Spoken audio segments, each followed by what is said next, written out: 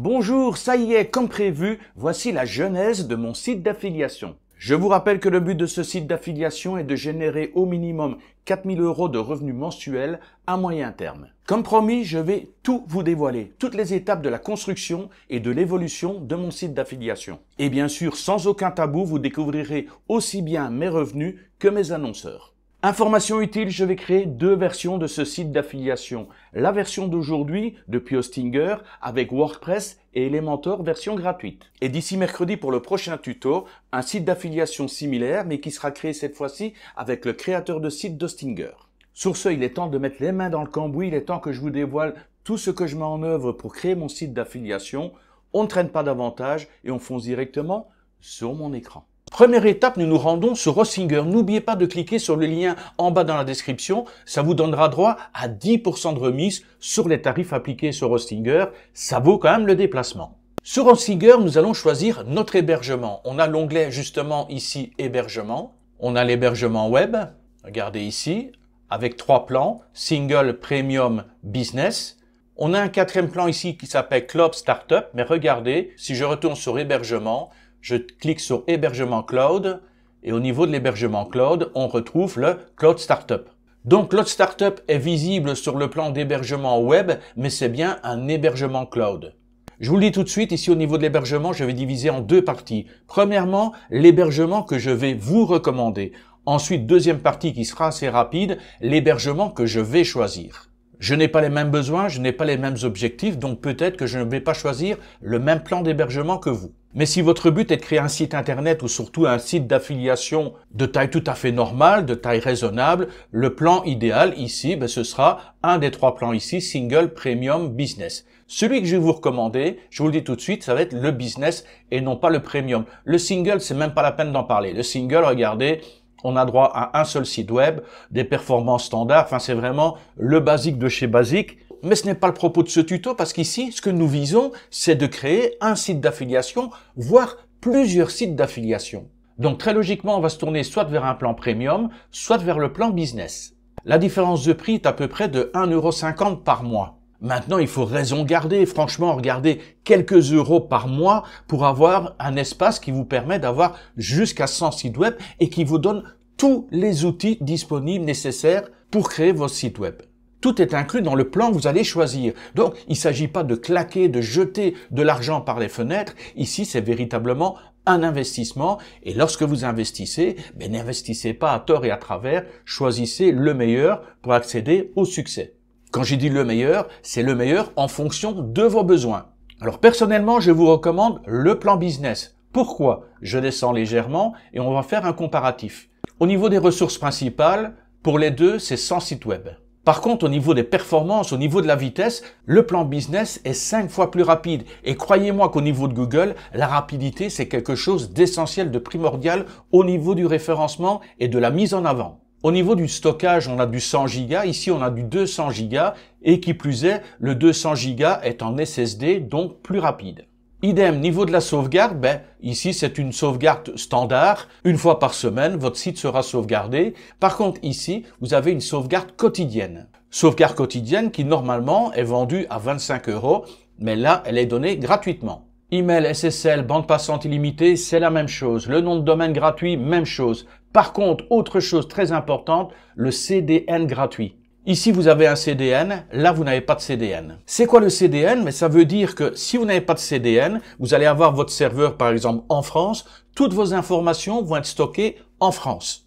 Par contre, si vous avez le CDN gratuit, ça veut dire que toutes vos informations seront stockées en France, mais également dans les 10 serveurs qui sont répartis sur 4 continents. Ça veut dire que je suis en Asie, je vais me connecter sur votre site qui est supposé être en France, mais comme le serveur va détecter que je suis en Asie, il va me mettre en relation avec la plateforme, avec le serveur qui est en Asie. Donc les pages vont se télécharger beaucoup plus rapidement. De nouveau, c'est un plus au niveau du confort de l'utilisation pour l'utilisateur et également au niveau du référencement. Autre avantage du CDN, s'il y a trop de trafic sur un serveur, automatiquement, les gens seront dirigés vers un autre serveur et vous aurez toujours une fluidité et une continuité dans la présentation de votre site internet. Pour le reste, on doit être quasiment sur la même chose. Ah non, par exemple, ceux qui vont choisir le créateur de site Hostinger, on a les outils de rédaction IA, on a le Heatmaps. Ça, c'est un outil très intéressant. Ça permet de voir où les gens ont cliqué sur votre site internet. Donc, ça vous permet de savoir quels sont les éléments qui sont les plus visibles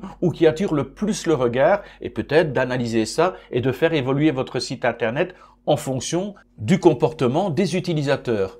On a des outils IA pour le référencement. On a les fonctionnalités d'e-commerce.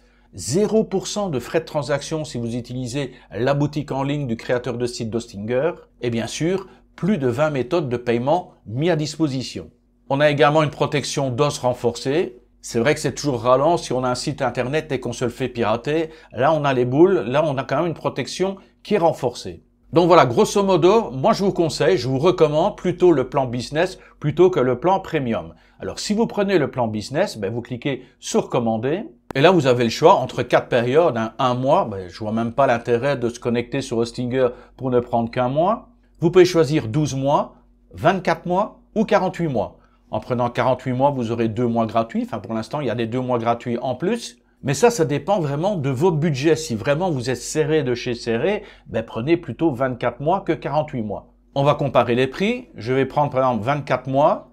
Et il me dit, voilà, pour 24 mois, avec la sauvegarde quotidienne, le nom de domaine, la protection du WHOIS, ça vous permet de préserver votre vie privée. Donc, ça vous fait un total de 112,56 € pour 2 années d'hébergement, avec tous les outils mis à disposition. Tout ce qu'on vient de voir, c'est à disposition, inclus dans le prix. En plus, si vous mettez le code promotionnel, vous savez, à partir du moment où vous avez cliqué sur mon lien, vous pouvez cliquer Top Tuto Web, appliquer, et là, on tombe à 100,30 € pour 2 ans d'hébergement. Maintenant, on va regarder l'option 48 mois avec 2 mois gratuits. Là, par contre, le prix monte à 193,97 €, mais on est à 4 ans plus 2 mois gratuits. Et bien sûr, le coupon a été appliqué, sinon ça faisait un peu plus de 200 €. Donc voilà, c'est quand même relativement abordable, moins de 200 € pour avoir un hébergement durant 4 ans, enfin 48 mois, durant 50 mois, puisqu'il y a les 2 mois supplémentaires. Et est-ce que c'est cet hébergement-là que je vais choisir? Non, pas du tout. Je reviens en arrière, et moi personnellement, je vais choisir le Cloud Startup. Pourquoi le Cloud Startup? Tout simplement parce que je veux que mon site d'affiliation soit parmi les premiers. Mais bon, c'est pas la seule raison, le Cloud Startup. Pourquoi? Parce que je vais devoir mettre d'autres sites internet. Là, avec mon épouse, on va peut-être devoir créer 2 ou 3 sociétés supplémentaires, et je crée des sites pour ces sociétés. Je veux quelque chose qui soit rapide, qui soit professionnel. Je veux quelque chose qui soit complètement sécurisé. Donc voilà pourquoi moi j'investis sur le Cloud Startup plutôt que sur le plan business. Donc je clique sur commander. Comme j'ai beaucoup de frais pour l'instant, je ne vais pas attaquer sur 48 mois. J'aurais bien voulu attaquer parce que si je regarde 48 mois, je vais en avoir pour combien? Oui, 400, quasiment 480. Je vais mettre le code promotionnel. Oui, 432 € pour 4 ans, pour 50 mois, c'est tentant, hein. Mais malgré tout, pour l'instant, j'ai mon budget qui est limité.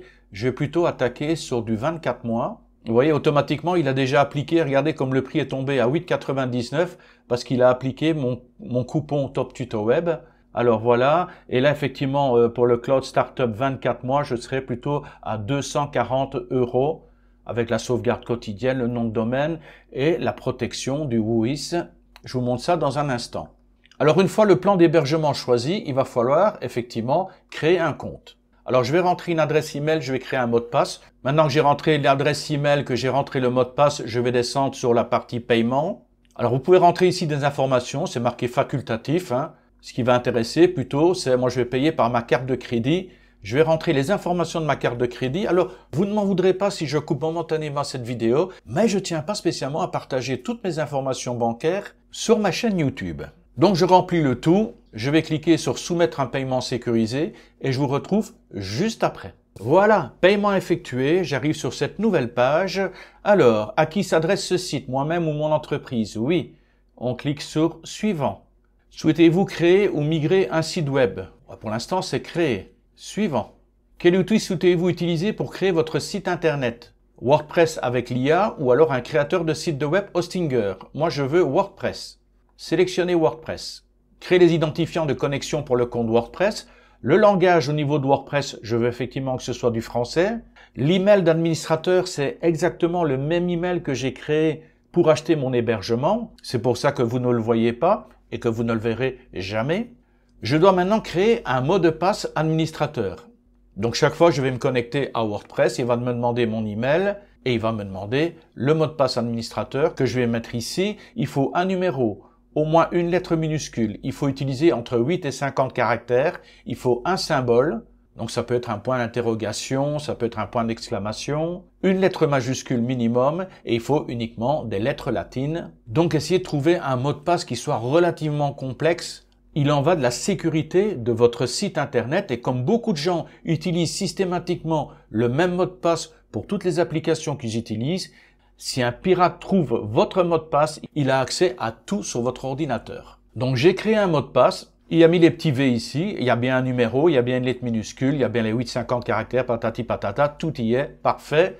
Je clique sur suivant. Quel type de site web souhaitez-vous créer? Boutique en ligne, blog, carte de visite, portefeuille, blablabla, affiliate marketing website, autre. Moi, je vais marquer blog tout simplement. J'aurais pu marquer affiliate, mais non, blog, ça me suffit. Comment voulez-vous commencer à créer votre blog? Des templates prêts, des thèmes standards. On va mettre thème standard. Suivant. Il a déjà sélectionné quelques thèmes qui pourraient être en rapport avec ce que je veux faire. Je saute, ça m'intéresse pas. Voulez-vous des extensions présélectionnées? Non, je ne veux pas d'extensions présélectionnées. Je vais tout installer par moi-même. Suivant. Quel plugin souhaitez-vous ajouter à votre blog? Tiens, je connaissais pas ça. Hostinger Amazon Affiliate. Il faudra que je regarde ce que c'est. Je ne connais pas du tout. Je vais noter sur un papier et puis je chercherai à quoi ça correspond. Je ne veux pas l'email, je ne veux pas Monster Insight. Je ne veux pas ça, en fait, je veux rien du tout. Je vais tout installer par moi-même. Ah si, Akismet, mais je vais l'installer. Donc, suivant. Souhaitez-vous générer du contenu blog avec l'IA? Sautez. Quel nom de domaine souhaitez-vous utiliser pour ce site web?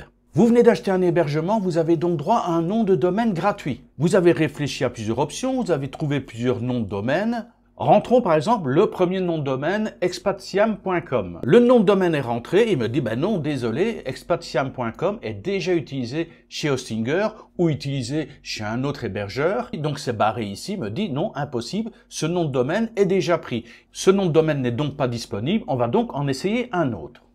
J'ai donc supprimé expatisiam.com et j'ai rentré toptutoweb.com. Alors, je ne voulais pas montrer, mais hors caméra, j'ai déjà transféré toptutoweb.com et topneoweb.com de mon autre hébergement, de mon hébergement business, pour les transférer maintenant sur mon hébergement cloud. Alors, pour ceux que ça intéresse, je pourrais faire un tuto là-dessus. C'est extrêmement simple à faire pour migrer d'un hébergement Hostinger vers un autre hébergement Hostinger. Et dans ce cas-ci, donc, migrer mes sites d'un hébergement business vers un hébergement cloud. Mais ça, c'est un autre sujet. Donc, votre nom de domaine, vous allez utiliser le nom de domaine gratuit que vous avez à disposition. Moi, dans le cas ici, j'ai repris toptutoweb.com, qui est déjà un nom de domaine que j'ai acheté. Donc, même quand je continuerai à aller plus loin dans le processus, je garde toujours à disposition mon nom de domaine gratuit qui va me servir pour un autre site web. Ne vous en faites pas. Avec l'hébergement cloud, on peut mettre jusqu'à 300 sites web. Il y a vraiment de quoi faire. Donc, j'ai choisi toptutoweb.com pour ce tutoriel, pour ce premier site sur mon hébergement cloud. Juste avant de cliquer sur suivant, regardez ici en bas, on peut utiliser un nom de domaine temporaire. Rappelez-vous, avec le constructeur de site d'Hostinger, il est tout à fait possible d'avoir un nom de domaine temporaire. Et ensuite, une fois que votre site est terminé, vous pouvez le rattacher à un nom de domaine pour qu'il soit en ligne. Mais maintenant, on peut également le faire avec WordPress. Mais je n'ai pas besoin d'un nom de domaine temporaire. Moi, je vais attaquer directement sur toptutoweb.com. Suivant. Ah, il ne me prend pas suivant. Il faut que je clique sur enregistrer, confirmer la propriété. Voilà. Maintenant, suivant. Confirmer la propriété de TopTutoWeb. Oui, je confirme. Alors, où se trouve votre public cible? Vous savez, je suis en Thaïlande, mais la majorité des gens qui vont visiter ce site internet sont en France ou en Europe. Donc, je ne vais pas choisir l'Indonésie au niveau du pays cible. Je vais choisir la France. Voilà. Au niveau de la France, donc je vais tout placer sur l'hébergement qui se trouve en France. Mais n'oubliez pas que je suis sur un hébergement cloud. Donc, automatiquement, tout ce que je vais créer va être répertorié sur l'ensemble des hébergements, des serveurs qui sont disponibles sur les 4 continents actuellement. Je clique sur suivant. Et maintenant, il va installer WordPress. Tout ce qui me reste à faire, c'est de glisser mes pieds sur le bureau et d'attendre que l'installation soit terminée. C'est l'affaire de quelques minutes. On se retrouve juste après. L'installation de WordPress est terminée. Nous revenons automatiquement sur la page de Hostinger, sur le tableau de bord. On va pas trop traîner sur le tableau de bord. Je ferai des tutos spécifiques pour tout expliquer au niveau du tableau de bord d'Hostinger. Il vous dit, état du nom de domaine toptutoweb.com sera accessible dans environ 3 minutes. Ça va, c'est supportable comme délai d'attente. Un petit récapitulatif, toptutoweb.com, site créé le 7 avril 2024. On n'a pas besoin de faire de mise à niveau et on peut cliquer ici normalement sur panneau d'administration et arriver directement sur la page d'accueil de WordPress de votre site internet. Mais je vais vous montrer une autre technique pour arriver au panneau d'administration. Vous imaginez si à chaque fois vous devez vous connecter sur Hostinger, aller rechercher votre nom de domaine pour aller cliquer sur le panneau d'administration, ce serait un peu fastidieux. On peut y accéder directement grâce à un petit code pour un raccourci. Donc au niveau du Cloud Startup actif, aucun problème. Le nom de domaine est actif. L'email gratuit configuration, je ferai ça juste après. Sauvegarde quotidienne, c'est activé, très bien. On descend un petit peu. Le site web est sécurisé, génial. Accélérez votre site web, activez le cache d'objets. Bah tiens, allez hop, je l'active. Je peux fermer. Et votre nom de domaine se connecte à Hostinger, donc ça peut prendre environ 3 minutes. Mais bien sûr, le temps que je vous explique tout ça, les 3 minutes sont déjà passées. Donc comme je vous disais, on peut cliquer ici pour arriver au panneau d'administration. Je clique, je suis redirigé et j'arrive directement sur mon tableau de bord de toptutoweb.com, sur mon tableau de bord de WordPress. Maintenant, deuxième option, je ferme ici, j'ouvre une nouvelle fenêtre. Je vais même fermer, regardez, je ferme carrément Hostinger. Bye bye Hostinger. Et dans la barre du haut, je vais taper toptutoweb.com et je vais ajouter le préfixe /wp-admin. Ce préfixe /wp-admin, c'est le préfixe pour n'importe quel site WordPress pour accéder directement au panneau d'administration. Donc vous aussi, à partir de votre ordinateur, si vous tapez toptutoweb.com /wp-admin, vous arriverez à la même page que moi. Eh bien oui, vous n'arrivez pas directement sur mon site, vous arrivez sur cette page où il faut rentrer son identifiant et également son mot de passe.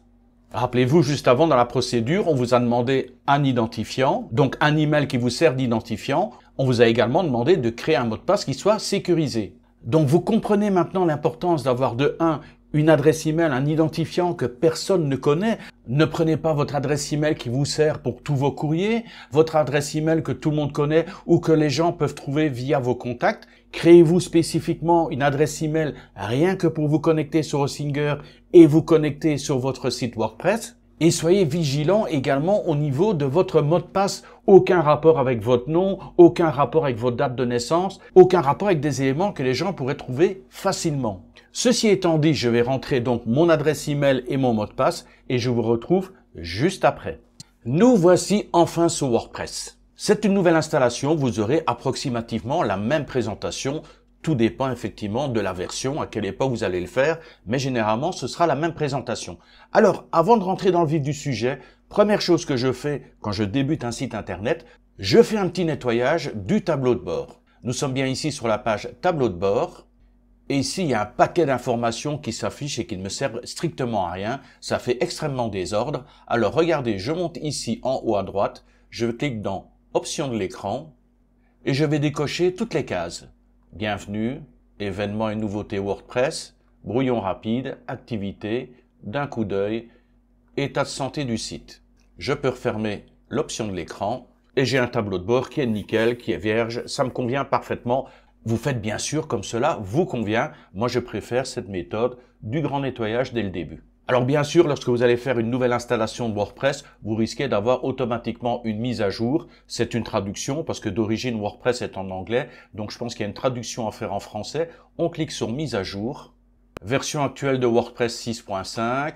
Donc il dit vous avez la dernière version de WordPress. Extensions, vos extensions sont toutes à jour, thèmes, vos thèmes sont tous à jour et traduction, de nouvelles traductions sont disponibles. Donc vous cliquez ici tout simplement sur mettre à jour les traductions et c'est quasiment instantané dans ce cas-ci. Il vous dit voilà, la traduction avait été mise à jour. Alors ne soyez pas effrayés par tout ce qui apparaît ici. Vous allez voir, c'est très simple. On a besoin de créer des articles, on ira dans articles. Ça, c'est la bibliothèque des médias. Vous allez importer vos photos, vos vidéos, vos documents PDF. Enfin voilà, il y a moyen d'importer pas mal de choses.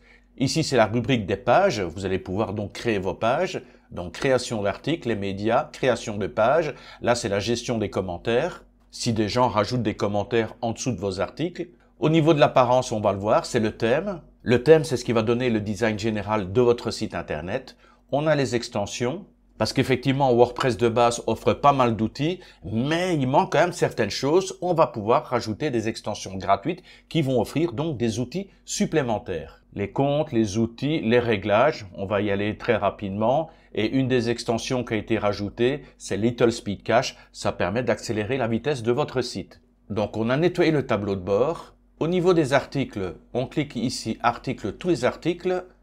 Et dans tous les articles, regardez, j'ai « Bonjour tout le monde », c'est un article mis par défaut, je le sélectionne, je vais dans « Actions groupées », je clique sur « Modifier », mettre à la corbeille, je clique sur « Appliquer ». Je vais maintenant dans la corbeille, on retrouve l'article que je viens de supprimer et je clique sur « Supprimer définitivement ». Oui, par défaut, automatiquement, WordPress vous met un article et des pages. On va supprimer, on va vraiment partir sur une base nette. C'est pas la peine d'encombrer la base de données avec des choses inutiles. Au niveau des médias, on ne touche pas pour l'instant. Alors, au niveau des pages, on clique sur Pages, toutes les pages. Donc, on a deux options, soit toutes les pages, soit ajouter une page. Pour l'instant, on va dans toutes les pages. On a une page d'exemple et une page de politique de confidentialité. Je sélectionne les deux pages, je vais dans Actions groupées, mettre à la corbeille, appliquer. Les deux pages ont été mises à la corbeille, je vais dans Corbeille et je vais les supprimer définitivement. Donc je sélectionne les deux pages dans la corbeille et je clique sur Vider la corbeille. Tout ce que je vous présente ici, ce sont des automatismes à voir à chaque fois que vous créez un site internet, que ce soit pour de l'affiliation, que ce soit pour faire un blog, que ce soit pour faire une boutique en ligne, quoi que ce soit. C'est vraiment une mise en place, comme si vous étiez dans une cuisine. Vous faites toute votre mise en place et ensuite vous pourrez attaquer les plats. Donc on a nettoyé les articles, on a nettoyé les pages. Maintenant, on va s'occuper de l'apparence. Je vous montre donc à quoi ressemble le site Top Tutor Web actuellement. Pour ce faire, j'ouvre une nouvelle fenêtre. Je vais taper toptutorweb.com. Nous sommes donc bien sur le site toptutorweb.com. Alors, j'ai ouvert une nouvelle fenêtre pour avoir le site qui soit juste ici sur la droite. Donc là, je clique sur la fenêtre ici. Je suis sur mon tableau de bord. C'est à partir de là que je vais faire toutes les modifications sur le site. Et quand j'ai envie de voir ce que ça donne, je clique tout simplement sur l'autre fenêtre. Et comme ça, je verrai en temps réel ce que ça donne. Donc, je vous ai dit que par défaut, WordPress installait un thème. Voilà le thème en question. Il a été placé. Le thème qui est actuellement pour 2024. Tous les ans, il y a un nouveau thème qui est mis en avant. Mais évidemment, je n'ai absolument pas envie de ce thème. Donc, je reviens ici sur mon tableau de bord. Je vais dans Apparence. Pour l'instant, au niveau de Apparence, on a thème et éditeur. Mais vous allez voir qu'en fonction du thème qu'on choisit, on pourra avoir beaucoup plus d'options qui vont s'ouvrir dans le sous-menu. Pour l'instant, on va dans Thème. Et vous voyez le thème activé. Le premier qui apparaît, c'est le thème activé 2024, donc 2024. On a le thème de 2023, on a le thème de 2022, mais il n'y a aucun de ces thèmes qui me convient. Alors moi, j'ai pour habitude de travailler avec un thème qui s'appelle Océan WP. Alors quand vous allez voir, ça va peut-être traumatiser parce qu'il y a énormément d'options, mais au final, c'est extrêmement simple d'utilisation, ne vous en faites pas. Surtout qu'on va le coupler avec Elementor, puisque Océan WP, ce thème en question, est également totalement compatible avec la version d'Elementor gratuite. Alors pour ajouter ce thème en question, il suffit de cliquer ici sur « Ajouter un thème ». Alors ils sont classés par thématique, les thèmes populaires, les derniers en date, les thèmes basés sur des blocs, les favoris, et on peut également choisir des filtres de fonctionnalité. Actuellement, dans les populaires, il y a 6319 thèmes, donc il y a quoi faire, hein. Et on va installer Océan WP. Alors ça tombe bien, Océan WP est directement disponible ici. Mais si jamais à l'époque où vous regardez ce tutoriel, Océan WP n'apparaît pas, il n'y a aucun problème. Ici dans Recherche des thèmes, vous tapez tout simplement Océan WP. C'est d'ailleurs ce que je vais faire maintenant. Océan WP, il fait une recherche et il vous l'affiche automatiquement.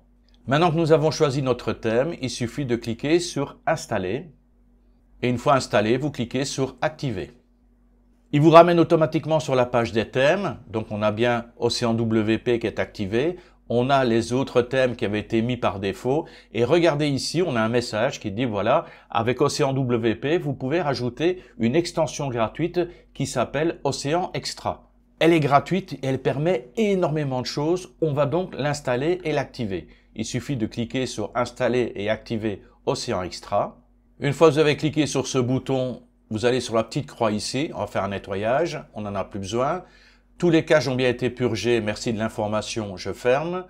Nouveau thème activé. Allez sur le site, pas tout de suite. Donc, mais je ferme l'information. Voilà, comme ça, c'est quand même beaucoup plus propre. Donc, nous avons activé notre thème. Nous allons travailler avec ce thème Océan WP. Nous n'avons pas besoin de ces 3 thèmes qui ont été placés par défaut. Alors, moi, je ne suis pas un fan de la surcharge, donc je vais supprimer ces thèmes par défaut qui ne me servent strictement à rien. Si jamais un jour j'ai besoin d'installer un thème, quel qu'il soit, mais il suffira que j'aille sur Ajouter un thème, il s'installera ici et je pourrai activer un nouveau thème si nécessaire. Mais en tout cas, actuellement, je n'ai pas besoin de ces thèmes par défaut. Donc, je clique ici sur Détail du thème et en bas, j'ai le petit bouton Supprimer. Il me demande confirmation de suppression. OK. Je fais la même chose avec les autres thèmes par défaut. Supprimer, OK. Supprimer, OK. Voilà, au final, je me retrouve juste avec le thème Océan WP. La base de données est bien nettoyée. Nous revenons sur notre site Top Tuto Web. On a toujours actuellement l'ancien thème qui est affiché. Donc, c'était le thème par défaut 2024.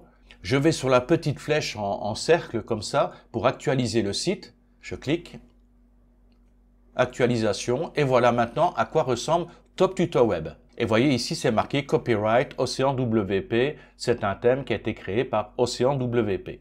Mais ne vous en faites pas, une fois fini, le site ne ressemblera absolument pas à ça. C'est l'avantage d'Océan WP et de quelques thèmes similaires, c'est que vous faites vraiment du sur-mesure, au pixel près. Donc je reviens sur ma fenêtre avec le tableau de bord. On a viré les articles, on a viré les pages, on a modifié l'apparence. On passe à l'élément suivant essentiel pour la mise en place, ce sont les extensions. Je vous ai dit au niveau des extensions, WordPress est incomplet, on peut rajouter avec des extensions, il y a des dizaines de milliers d'extensions possibles. D'ailleurs au niveau extension, il vous marque les extensions installées, vous pouvez ajouter une extension et vous avez l'éditeur de fichiers des extensions. Là, je vous déconseille d'y toucher, c'est vraiment du code. Si vous faites une bêtise, vous détruisez tout votre site. Ce qui va nous intéresser, c'est extension installée et ajouter une extension. On va donc dans extension installée. Là, on a un message qui apparaît tout simplement parce qu'on a rajouté la fameuse extension Océan Extra. On n'a pas besoin, on ferme, on clique sur la petite croix. Et on a les extensions par défaut qui ont été installées. L'assistant IA d'Hostinger, Hostinger, Little Speed Cache, très important, Océan Extra, celui qu'on vient d'installer avec le thème Océan WP. Alors ensemble, on va rajouter des extensions gratuites que je vous recommande vivement. Ce sont des extensions pour la vitesse, pour la sécurité, pour la mise en page, donc vraiment des extensions essentielles. On va voir rapidement comment installer une ou 2 extensions. Et toutes ces extensions importantes, je vous mettrai la liste en bas dans la description sous la vidéo. Pour ajouter une extension, on va tout simplement ici en haut et on clique sur Ajouter une extension.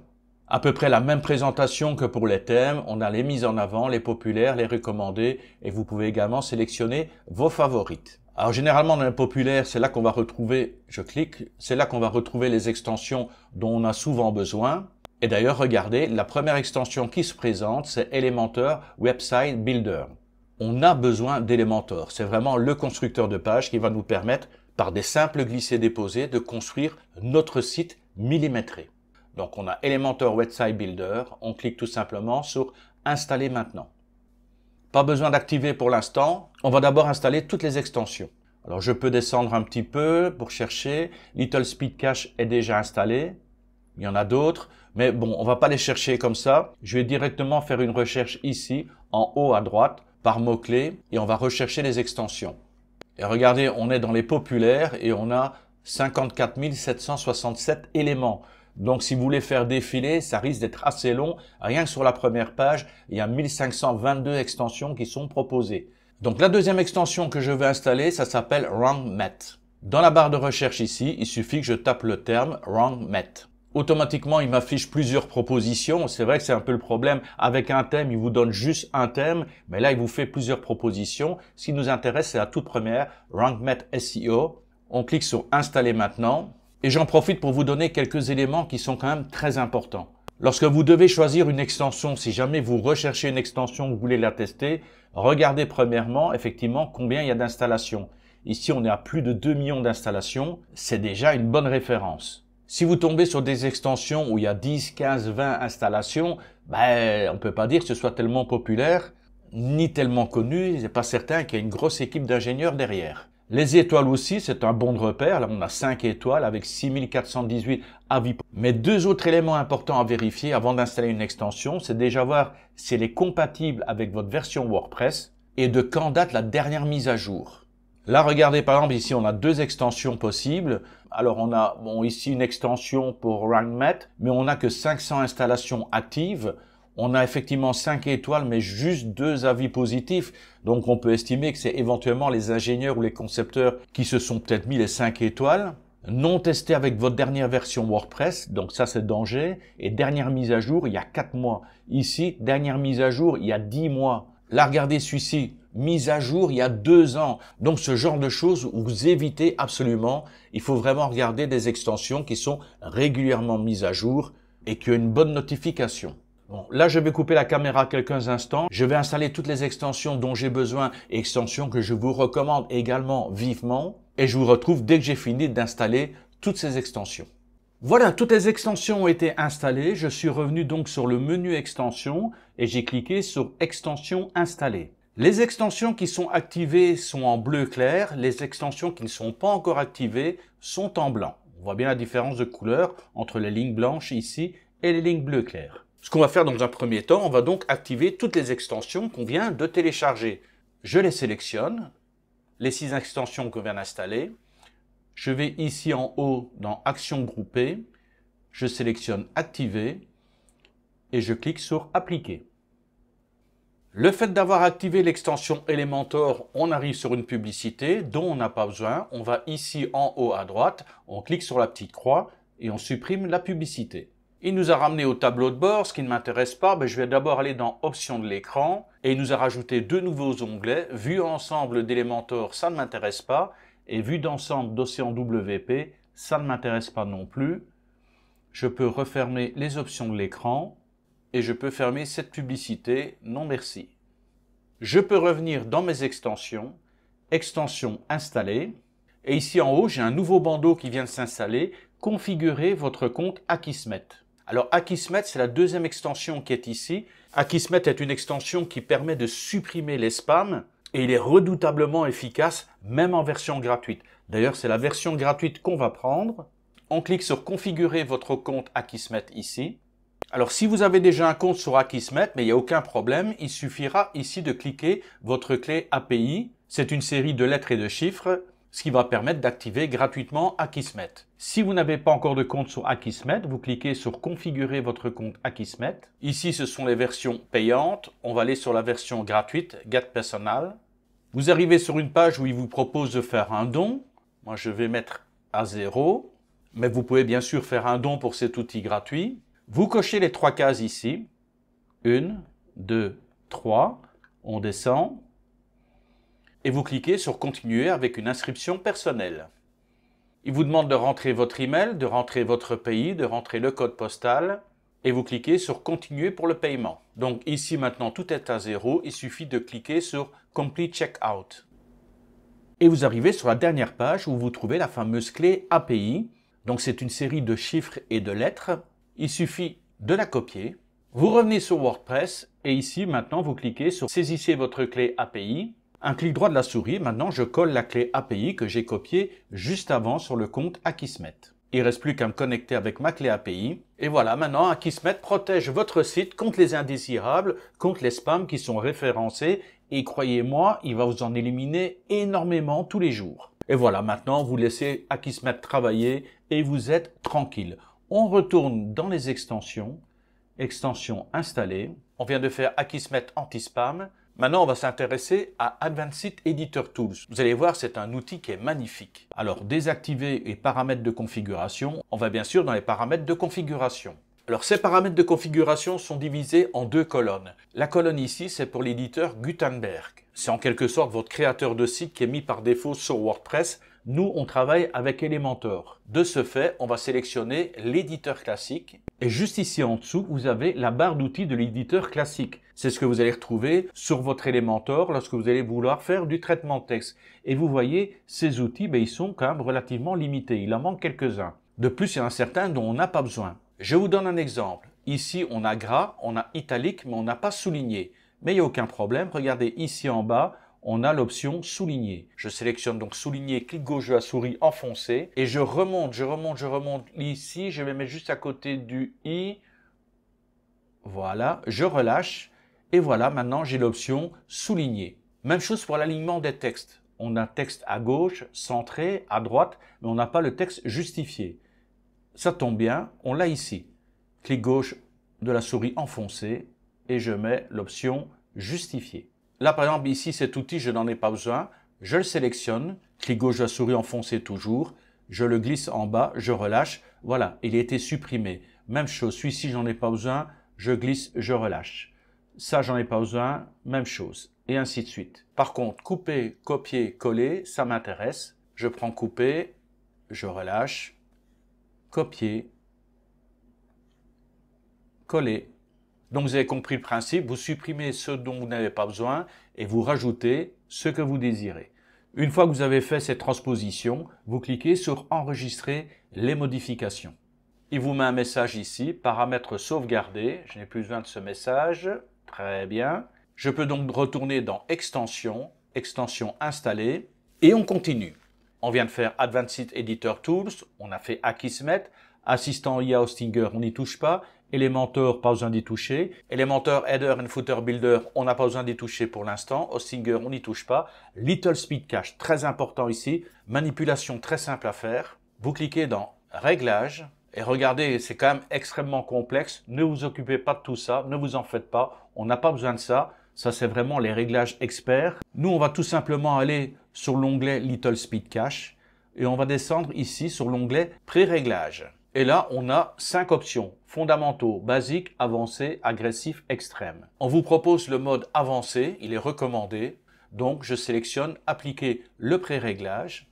Je confirme. OK. Et c'est tout. C'est aussi simple que ça. Alors, ceux qui ont déjà un site WordPress qui n'ont pas Little Speed Cache, je vous conseille d'aller dans les extensions, de l'installer, d'aller dans la partie ici avancée et recommandée, donc dans les pré-réglages avancés recommandés et de cliquer sur appliquer le pré-réglage. Faites un test de vitesse avant, faites un test de vitesse après avoir installé Little Speed Cache et vous allez voir, la différence est incroyable. Ceci étant dit, on retourne donc dans les extensions, c'est là, extension installée. On a terminé avec Little Speed Cache.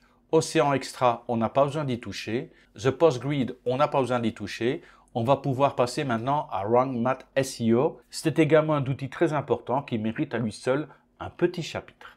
Alors, les réglages au niveau de Rank Math, ça ne se fait pas directement ici. Regardez, dans le menu sur la gauche, on a un sous-menu Rank Math SEO. Je clique dessus. C'est une toute nouvelle installation. Donc, on va cliquer sur Connect Your Account. Je vais me connecter avec Google, mon compte Gmail, toptutoweb@gmail.com. C'est cet email que j'ai utilisé pour créer mon compte sur Google Analytics. Google Analytics, c'est tout ce qui analyse justement votre site internet et qui va vous donner des informations très précieuses. Donc, je sélectionne Google. Sélectionner un compte. Je vais donc sélectionner mon compte Google Analytics, toptutoweb@gmail.com. Connectez-vous à Rank Math SEO. Je clique sur Continuer. Activation du plugin, je confirme, OK, activez-le maintenant. Et on passe maintenant sur l'installation. On a un mode facile, un mode avancé, on laisse le mode avancé. Il y a un mode personnalisé, mais c'est pour la version payante professionnelle. On descend et on clique sur Lancer l'assistant. Réglage SEO du thème, on ignore, ne pas importer pour l'instant. Quelques informations sommaires à propos de notre site internet. TopTutoWeb est un blog personnel, un blog communautaire, un site d'information, portfolio, site pour les entreprises, boutique en ligne, autres sites personnels, site web des autres entreprises. J'ai plutôt opté pour un blog communautaire et un site d'information. Titre d'entreprise, j'ai pas besoin de noter. Nom du site TopTutoWeb, nom alternatif, nom de la personne de l'organisation. Voilà, je marque Olivier, mais en fin de compte, ça a très peu d'importance. On peut mettre un logo pour Google. et une image pour les réseaux sociaux, je vais rajouter déjà le logo pour Google. Je vais mettre le logo de Top Tuto Web. Je vais téléverser une image. Je vais sur mon disque dur externe, Top Tuto Web. Alors j'ai un logo de 520 pixels au format PNG, mais qui fait 85 kg. Je n'ai pas besoin d'une taille aussi grande, donc j'ai réduit déjà, je vais aller dans mon site d'affiliation. J'ai commencé à préparer des images. Et là, j'ai préparé un logo de 150 par 150. Et au lieu de le mettre au format PNG, je l'ai carrément mis au format AVIF. C'est le nouveau format d'image dont je vous parle et qui est maintenant accepté par la nouvelle version 6.5 de WordPress. Donc extrêmement précieux. Pour ceux qui n'auraient pas encore vu mes tutos sur le format AVIF, je mettrai le lien en bas dans la description. Donc je sélectionne mon logo. Et regardez, au mieux de 80 kg, il fait 4 kg. La différence de poids est énorme. Je clique sur Ouvrir. Au niveau texte alternatif, balise Alt, je vais marquer logo Top Tuto Web. Pour Google, je sélectionne et voilà, il a été placé. On continue à descendre et on clique sur Enregistrer et Continuer. Connecter les services Google, très important. RankMath va vous permettre de vous connecter directement avec Google Analytics, avec Google Search Console et de cette manière, vous allez obtenir directement des informations précieuses sur votre site internet. Donc on clique sur Connecter les services Google. Je prends de nouveau Top Tuto Web. Continuer. Sélectionner les services auxquels Ranks SEO a accès. Je sélectionne tout. Je clique sur Continuer. Alors au niveau de la Search Console, je n'avais pas de compte créé chez eux. Eh bien RankMath m'a automatiquement créé un compte sur la Search Console. Au niveau de Google Analytics, il m'a repéré mon compte, ma propriété, la data stream. Par contre, n'oubliez pas ici de cocher cette case, installer le code des statistiques. Ça veut dire que vous allez avoir directement vos stats de Google Analytics qui vont s'afficher sur votre tableau de bord. Donc je clique sur installer le code des statistiques. Plus bas, on a AdSense. Là, il faut la version professionnelle. On continue à descendre et demander des rapports par email. Non, ça ne m'intéresse pas. Je clique maintenant sur Enregistrer et Continuer. Autre avantage de RankMath, il va vous créer un plan de site. Ça va permettre d'indexer votre site internet non seulement sur Google, mais sur tous les autres moteurs de recherche. Donc vraiment très important, il faut avoir cette case de cocher. Dans ce plan de site, inclure les images. Oui, bien sûr, les images sont extrêmement importantes au niveau du référencement. Type de publication. La page d'atterrissage, c'est pas important de la référencer. Elementor, Header and Footer Builder, aucun intérêt de la référencer, effectivement. Votre bibliothèque, non, pas l'intérêt à la référencer. Les seules choses qui sont importantes, ce sont vos images, vos articles et vos pages. On descend. Au niveau du référencement, également les catégories, c'est très important. On va découvrir les catégories un peu plus loin dans le tutoriel, mais il faut effectivement qu'elles soient référencées, qu'elles rentrent dans le plan du site. Nous cliquons sur Enregistrer et Continuer. Archives de catégories d'étiquettes vides non index. Si vous avez des étiquettes ou des catégories qui ont été créées et qu'il n'y a rien, absolument rien du tout dedans, ça ne sert à rien de les référencer. Donc RankMath va détecter les catégories et les étiquettes qui sont vides et va éviter de les référencer. Autre élément sympathique, il va ouvrir systématiquement tous les liens externes de votre site internet, il va les ouvrir dans une nouvelle fenêtre. Donc, dès que vous mettez un lien qui mène vers un autre site internet, il va automatiquement faire ouvrir ce lien dans une nouvelle fenêtre afin que votre site ne soit pas fermé. On clique sur Enregistrer et Continuer. Votre site est prêt. Activez les mises à jour automatiques de l'extension. Oui, je coche. On ne s'occupe pas des configurations des options avancées. On peut revenir au tableau de bord. Regardez ici sur la gauche, avant nous avions RankMath SEO qui était ici situé juste en bas de Little Speed Cache. Maintenant il est situé ici en haut, juste en dessous de commentaires. Et au lieu d'avoir une simple ligne, maintenant il y a un nouveau sous-menu avec tableau de bord, le contenu d'intelligence artificielle, les statistiques, les réglages généraux. Enfin voilà, vous voyez, il y a énormément d'options et de possibilités. Mais ne vous en faites pas, c'est extrêmement simple. On fait juste l'installation maintenant et après vous n'aurez plus à y revenir. Bon, là, nous sommes dans les réglages généraux, ça ne nous intéresse pas. Ce qu'il nous faut, ce sont ici. Voilà, le tableau de bord. Alors, au niveau du tableau de bord, on va cocher quelques cases qui vont nous intéresser. Automatiquement, il a mis un réglage sur l'IA de contenu, l'intelligence artificielle de contenu. Mais ça, on avait activé ça au départ dans les outils qui étaient proposés. Ça veut dire qu'on va avoir des propositions de mots-clés à chaque fois qu'on va créer un article. Voilà, donc c'est un outil sympathique qu'on garde. Une surveillance 404, oui, c'est très important, je la sélectionne. C'est si vous avez créé des liens et que ces liens ne fonctionnent plus pour quelque raison que ce soit, ça va amener vers une page qui sera vide. C'est ce qu'on appelle une erreur 404. Donc RankMath va vous signaler systématiquement, attention, il y a une erreur 404, ça va vous permettre de rectifier. C'est jamais bon d'avoir des erreurs 404 au niveau de son référencement. On descend. Les statistiques, c'est bien connecté. Le SEO image aussi, je vais le sélectionner, c'est quelque chose de très sympa. Je vous donne un exemple tout de suite. On va aller sur un de mes disques durs externes. On va dans Top Tuto Web, site web d'affiliation, images. Là, j'ai commencé à créer des images pour mes futurs articles. Je sélectionne cette image par exemple. Et regardez, au niveau de l'image, je vais agrandir légèrement. J'ai donné un titre à mon image, hébergement web, virgule, choisir un hébergement web, virgule, hébergement internet, virgule, host, hébergeur, hosting, top tuto web, et c'est un format à vif. Donc ce titre en question, lorsque je vais télécharger l'image sur WordPress, ce titre va être systématiquement, je ferme, ce titre va être systématiquement placé dans la balise alt. Donc lorsque je crée une image, je crée déjà un titre, je crée déjà la balise alt en quelque sorte, et lorsque l'image va être importée sur mon WordPress, RankMath va prendre le titre de mon image pour en faire une balise alt. Je n'ai plus besoin de me prendre la tête à savoir si j'ai bien mis une balise alt ou pas au niveau des images pour mon référencement. On va voir un peu plus bas, qu'est-ce qu'il y aurait d'intéressant? Oui, éventuellement pour ceux qui utilisent WooCommerce, mais ça on le verra par la suite. Voilà, c'est tout pour le réglage basique de RankMath. Et c'est bien sûr lorsqu'on va créer des pages et des articles et importer des images qu'on va voir le plein potentiel de cet outil. Ceci étant fait, je vais aller ici dans le tableau de bord. On a déjà des informations ici qui apparaissent par rapport aux différentes options qu'on a mis en place. Mais tout ça, ça va s'activer à partir du moment où on va commencer à publier des images, des articles et des pages. On en a donc fini avec les extensions. On attaque maintenant la suite. Allez, courage, on arrive tout doucement à la fin des réglages. Mais bon, c'est comme construire une maison, hein, il faut des bonnes fondations. C'est ce que nous sommes en train de réaliser actuellement. Donc avant de clôturer ces réglages, nous allons d'abord créer une page.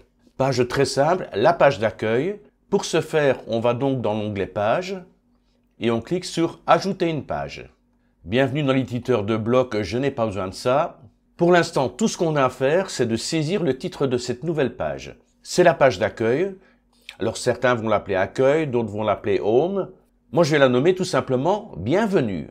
On ne s'occupe pas de la mise en page de quoi que ce soit actuellement. On a juste créé cette page bienvenue et on va cliquer sur publier. Il demande confirmation de la publication. Oui, publier. On la peaufinera par la suite. Pour l'instant, on revient sur le tableau de bord. On a bien cette page bienvenue. L'auteur c'est toptutoweb.com.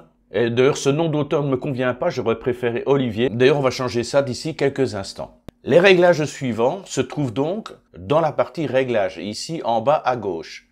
Vous voyez, au niveau du réglage, il y a plein de sous-menus. On va commencer avec le sous-menu général. Le nom du site, toptutoweb.com, c'est parfait. Le slogan, je n'en ai pas besoin.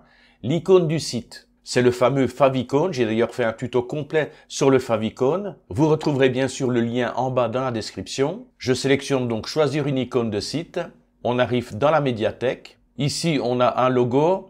C'est un logo de 150 pixels par 150 pixels. Mais pour le favicon, il préconise une dimension de 512 par 512 pixels minimum. Pas de problème, j'ai ça en stock. Je vais cliquer donc sur téléverser des fichiers, sélectionner des fichiers.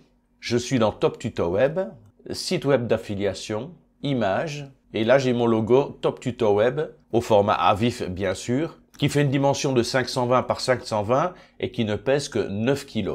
Je clique sur Ouvrir, et je clique sur Définir comme image icône du site. Aucune modification à faire ici, je peux cliquer sur Recadrer l'image. Il me redirige automatiquement vers les réglages généraux et voilà, mon favicon a été créé. On voit un exemplaire ici de ce que ça va donner. C'est le fameux petit logo qui va apparaître ici dans la barre de navigation. Alors pour les adresses ici, vérifiez bien que c'est HTTPS, super. L'email d'administration, c'est ce qui me permet de me connecter sur mon site internet, donc vous ne le voyez pas, et ça n'a rien à voir avec toptutoweb@gmail.com. C'est vraiment un email à part, rien que pour me connecter. On descend plus bas. Langue du site en français, fuseau horaire Paris, ça me convient parfaitement. Le format de la date, 13 avril 2024, je préfère des formats plus courts. Je vais prendre 13 du 04 2024. Format de l'heure, même chose. J'aime pas le 12H, je préfère 12.2.56. La semaine débute le lundi, effectivement, ça me convient également. Et ensuite, je clique sur enregistrer les modifications. Écriture, rien n'a changé, on va sur lecture. Alors par défaut, WordPress dit que la page d'accueil affiche les derniers articles qui ont été publiés. Moi, ça ne me convient pas, je vais lui définir une page d'accueil. Donc je sélectionne une page statique ici, et je vais sélectionner ma page d'accueil, et ma page d'accueil, c'est la page que l'on vient de créer, la page bienvenue.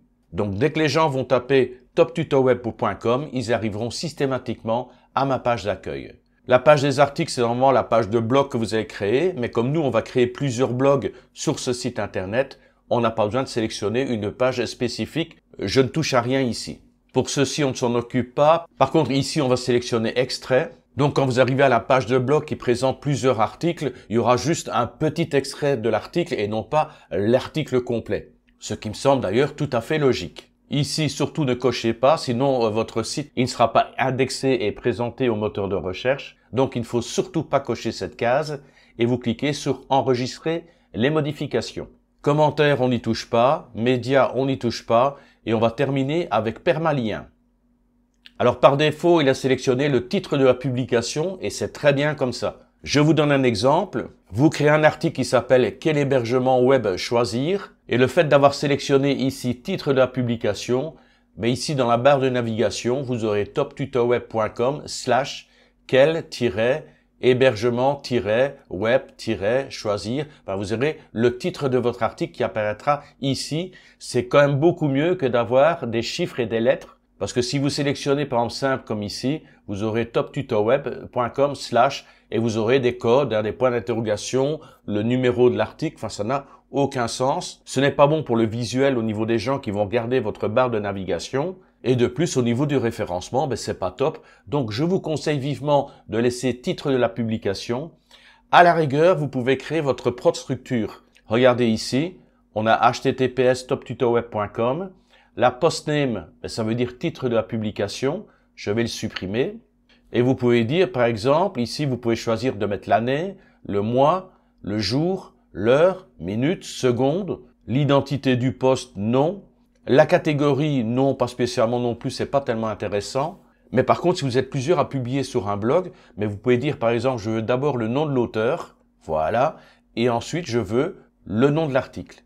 Mais ici, comme je suis tout seul à publier, je vais juste choisir titre de la publication. On descend et on clique sur enregistrer les modifications. Nous voici donc de retour sur le tableau de bord. Très important, regardez, vous avez ici mise à jour de faites systématiquement vos mises à jour dès que vous en avez une qui apparaît. Je clique donc sur mise à jour.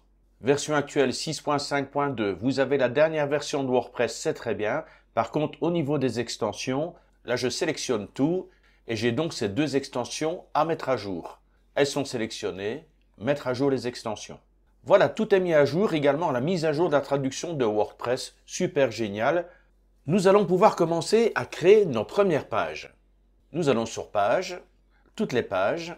Nous avions déjà créé la page d'accueil, que j'avais nommée Bienvenue. Je vais donc créer les premières pages, sachant que par la suite je vais mettre d'autres pages. Mais pour débuter ce site d'affiliation, donc j'ai la page de Bienvenue. Je vais également faire une page dédiée sur Hostinger, où je vais vraiment montrer le fonctionnement de l'hébergement d'Hostinger. Je vais faire une page sur le créateur de site d'Hostinger. Je vais faire une page blog, dans laquelle je vais mettre tous les articles qui vont me servir à drainer des visites sur mon site. Et je vais également faire une page de contact. Pour l'instant, le but, c'est de créer le menu. Donc, on va juste créer les pages de manière très sommaire. Je clique sur « Ajouter une page ». Je lui donne un titre, Hostinger, et je clique sur « Publier ». Je descends ici, je clique sur « Ajouter une page ». Je nomme cette page « Créateur de site web »,« Publier »,« Publier »,« Ajouter une page ».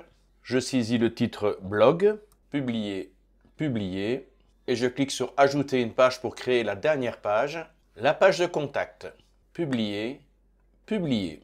J'ai créé mes premières pages. Je peux revenir ici en haut à gauche. Je clique sur mon logo et je suis revenu à mon onglet de page où j'ai bien maintenant Bienvenue, blog, contact, créateur de site, Hostinger. Les pages ayant été créées, nous pouvons maintenant créer un menu. Pour ce faire, nous allons dans le menu sur la gauche, on descend sur Apparence et regardez au niveau de Apparence ici, nous avons Menu. Je clique bien sûr sur Menu et nous accédons très logiquement à la page des menus. Alors pour l'instant, il n'y a absolument rien, il n'y a pas de menu, c'est tout à fait normal, c'est la première fois qu'on vient sur cette page. Donc première étape, on va créer un menu. On a structure du menu et on va choisir un nom pour le menu. Personnellement, je ne me prends pas la tête, je vais l'appeler menu 1. Et ensuite, vous cliquez tout simplement sur créer le menu. Le menu 1 a bien été créé, la fenêtre a été changée, il a dit ici modifier votre menu, donc on peut modifier le menu qui est en cours ici ou créer un nouveau menu. Lorsque vous allez créer plusieurs menus, vérifiez bien avant de faire des modifications quel est le nom du menu qui apparaît ici, parce que les modifications que vous allez générer vont influer sur le menu qui sera affiché ici. La plupart des gens ont un seul menu, moi je vais peut-être travailler à la longue, j'aurai sans doute un deuxième menu. On peut également avoir plusieurs menus à partir du moment où on fait un site en plusieurs langues. Mais ça on pourra le voir en détail dans un autre tutoriel. Pour l'instant, on va s'occuper de la base, menu numéro 1. Et sur la gauche ici, regardez, on a la possibilité d'ajouter des éléments à ce menu. On peut rajouter des pages, c'est ce qu'on fait généralement. Regardez, je peux réduire la fenêtre pour l'instant. On peut rajouter des articles, mais il n'y a pas tellement d'intérêt d'ajouter un article qui soit en menu. Donc le lien personnalisé, ça peut être utile, je vous montrerai plus tard à quoi ça peut servir. On peut mettre des catégories, et ici on peut faire les réglages d'icônes du menu. Vous voyez, on peut même remplacer par des images par exemple. Mais pour l'instant, on va rester sur du traditionnel. Donc, je referme ça. Ce qu'on va faire, c'est rajouter des pages au menu. Je clique donc sur la petite flèche page. Là, on a 4 pages. Normalement, j'en ai 5. Donc, je clique sur tout voir. Voilà, les 5 pages sont là. Je pourrais en sélectionner une seule si j'ai pas envie de rajouter certaines pages. Vous savez, quand certaines pages ne sont pas encore prêtes, on ne les fait pas apparaître dans le menu. Mais ici, pour l'exercice, je vais mettre les 5 pages. Donc, je clique sur tout sélectionner. Et je vais sur le bouton ici, ajouter au menu tout simplement. Et voilà, mes 5 pages sont rajoutées au menu. Où voulez-vous que ce menu apparaisse? Dans la barre supérieure, c'est une petite barre tout en haut. Ça peut être utile pour mettre par exemple un numéro de téléphone, mais j'évite de mettre des menus dans cette petite barre toute fine. Le menu principal, effectivement, c'est là où on va le voir en priorité, en haut de page. On peut également décider que le menu sera en pied de page, donc tout en bas. Mais on reste sur du classique. Pour l'instant, je sélectionne principal. Et je vais sélectionner enregistrer le menu. Le menu est enregistré, logiquement, on doit le voir apparaître maintenant sur le site Top Tuto Web. toptutoweb.com et effectivement, on a maintenant bienvenue, bloc, contact, créateur de site web, hostinger et une petite loupe pour une recherche, mais ça on va la faire disparaître dans la suite du tutoriel. Les mises en page, on va voir ça très rapidement aussi, ne vous en faites pas. On va faire disparaître ici Top Tuto Web. On va aménager le menu, le centrer, changer le lettrage, mettre un lien d'affiliation juste au-dessus. Enfin, vous allez voir, on va faire beaucoup de choses, mais étape par étape, sinon ça va devenir indigeste. Donc pour l'instant, le menu, ça va, sauf le problème de contact ici.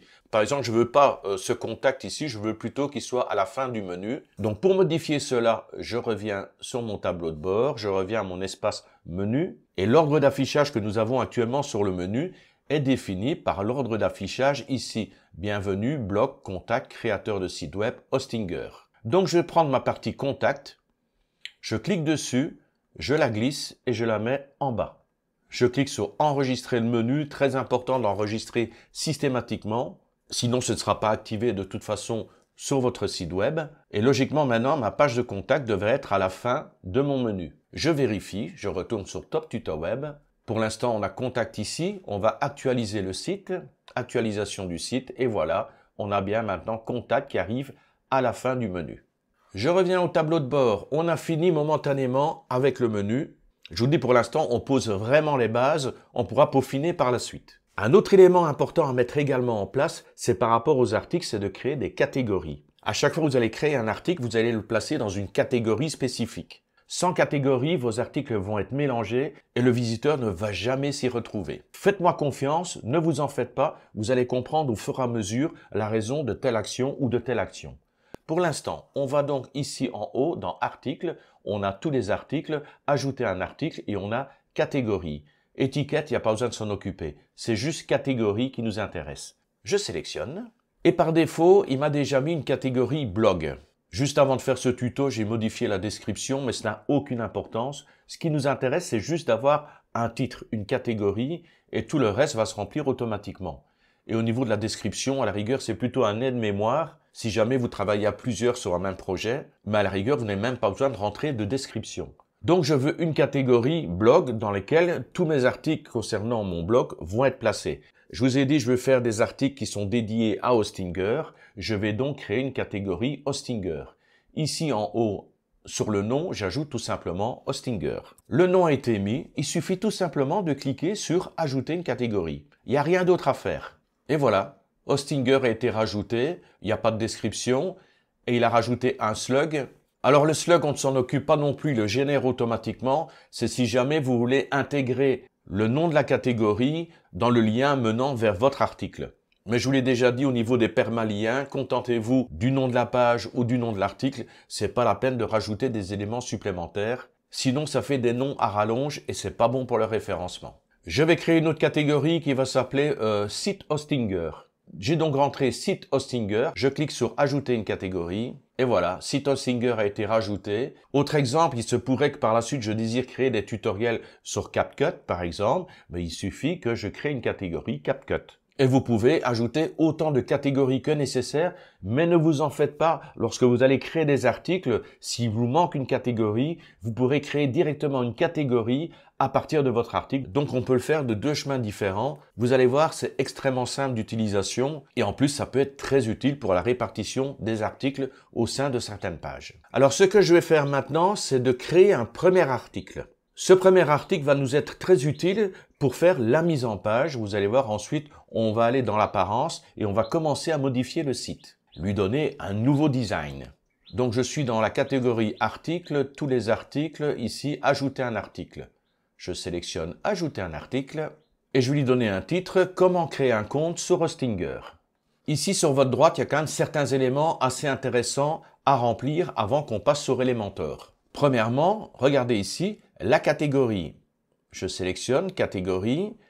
Il me demande dans quelle catégorie je veux placer cet article. Je veux placer ça sur Hostinger. Donc la catégorie est sélectionnée. Étiquette, on ne s'en occupe pas. Des images en avant, oui, ça va nous être utile. Je vais en mettre une par défaut, temporaire. Je la modifierai par la suite. L'image de mise en avant, c'est également l'image qui va être mise en avant dans les recherches de Google par exemple, ou si vous partagez le lien sur un réseau social, il y aura automatiquement une image d'illustration. C'est cette image que vous allez mettre en avant qui servira d'illustration. Je clique donc sur définir l'image mise en avant. J'arrive ici dans ma médiathèque. Alors j'ai effectivement 3 images de logo qui m'ont servi pour les tutos, un qui me sert de logo, un autre qui m'a servi pour le favicon, il y en a un qu'il faudra que je supprime, je verrai ça après. Pour l'instant, téléverser des fichiers, je vais chercher une image, sélectionner des images, je vais donc dans Top Tuto Web, site web d'affiliation, images, et commencer à travailler sur mes images. Je les crée à partir de l'intelligence artificielle pour vraiment avoir des images originales qui n'ont jamais été utilisées, et je vais par exemple prendre celle-ci, et je clique sur Ouvrir. Je mets un texte alternatif et je clique sur définir l'image mise en avant. Voilà, l'image mise en avant est bien placée. Je vais maintenant tout simplement cliquer sur publier et publier. Je peux fermer ça. On verra plus en détail d'autres éléments ici qui pourront nous être utiles. Mais pour l'instant, on va aller modifier cet article avec Elementor. On va basculer sur la partie Elementor. Automatiquement, l'image mise en avant a été placée ici en haut de l'article. Mon navigateur, ça, je n'en ai pas besoin. Toute la mise en page, on va la modifier par la suite. Par exemple, les widgets ici sur la droite, je n'en ai pas besoin. La barre grisée ici, je ne la veux pas. Ce qui est bien, c'est effectivement avoir un fil d'Ariane. Enfin, on va y arriver sur la mise en page d'ici quelques instants. Pour l'instant, je vais descendre au niveau de l'article. Je vais cliquer sur le plus. Je reste sur la mise en page Flexbox. Je rajoute une section, je clique sur le plus et là je vais mettre l'éditeur de texte. Pour l'instant je ne rentre pas l'article que j'ai préparé, je vous montrerai ça plus tard, mais par contre j'aurai besoin d'un petit paragraphe et de quelques titres. Pour écrire un petit paragraphe, je vais taper ici en haut dans ma barre de recherche Lorem Ipsum. Je vais juste prendre un extrait, copier, je reviens dans mes articles, coller. Voilà, comme ça j'ai un paragraphe qui est un peu plus grand. Ça, c'est ce qui va me servir de texte. Je vais agrandir un petit peu, que vous voyez un peu mieux. Voilà. Et ici en haut, regardez, ça va être très important. je tape titre 1, titre 2, titre 3 et titre 4. Alors tous ces titres et ces paragraphes, on va leur apporter une légère modification. Je sélectionne titre 1 et regardez ici au niveau paragraphe, je clique sur la petite flèche et je sélectionne en titre 1. Titre 2, je sélectionne titre 2. Titre 3, je sélectionne et ainsi de suite. Titre 4 et maintenant je sélectionne le paragraphe, le corps de mon texte et je le laisse dans paragraphe. C'est très bien. Ça c'est la mise en page par défaut. Voilà la police de caractère des titres, voilà leur taille, voilà également la police de caractère, la couleur et la taille de mon texte. Je mets à jour et tous ces petits éléments vont nous aider à configurer notre site internet, à créer notre mise en page, du moins les premiers éléments de notre mise en page. Je reviens donc ici, je vais quitter Elementor, je clique sur mon petit logo pour revenir à WordPress. Je suis de retour dans mes articles, ici on voit donc l'article que je viens de créer, comment créer un compte sur Hostinger. Je clique sur voir, on voit l'article en question que je viens de créer et là je vais cliquer sur ici, regardez, personnaliser. Ça va me permettre d'arriver directement sur les outils de personnalisation de mon site web. Sur la droite ici, on a comme exemple l'article que l'on vient de créer, mais je pourrais très bien prendre une page, bienvenue, bloc ou autre.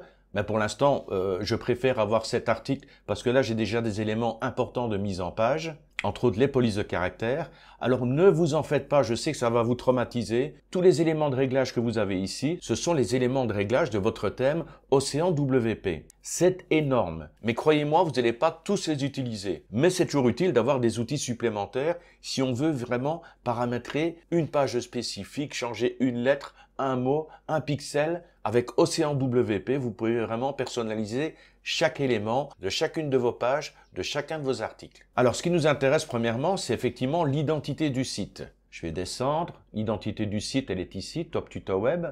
Je sélectionne toptutoweb.com. Je le vire. Voilà, comme ça a disparu. Le slogan, je n'en mets pas. L'icône du site, c'est ce fameux logo, regardez ici. Bienvenue Top Tuto Web.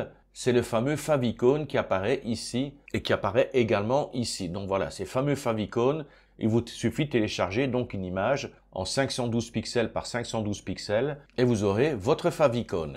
Donc identité du site, c'est bon. Je clique sur la flèche, je reviens en arrière.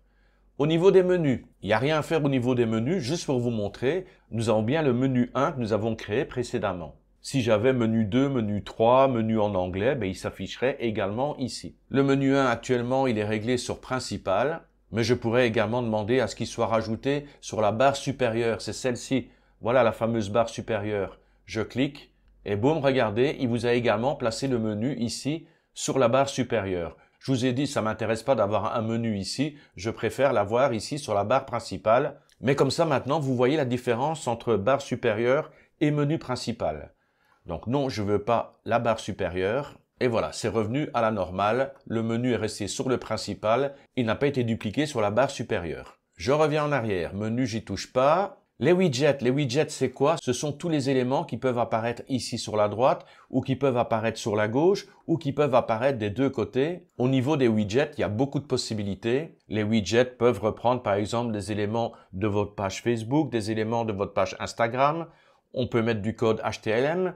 On peut afficher les articles les plus récents, on peut afficher les articles les plus lus. Personnellement, j'évite d'utiliser les widgets. Mais bon, il fallait quand même que je vous explique à quoi ça servait et je vous donnerai éventuellement par la suite des exemples, voir comment on peut les utiliser si jamais certains veulent utiliser ça sur leur site d'affiliation. Je reviens en arrière. Alors au niveau du réglage de la page d'accueil, il n'y a pas grand chose à faire. On l'a déjà fait précédemment dans les réglages. On veut que la page accueil affiche une page statique et cette page statique, on l'a définie, c'est la page bienvenue.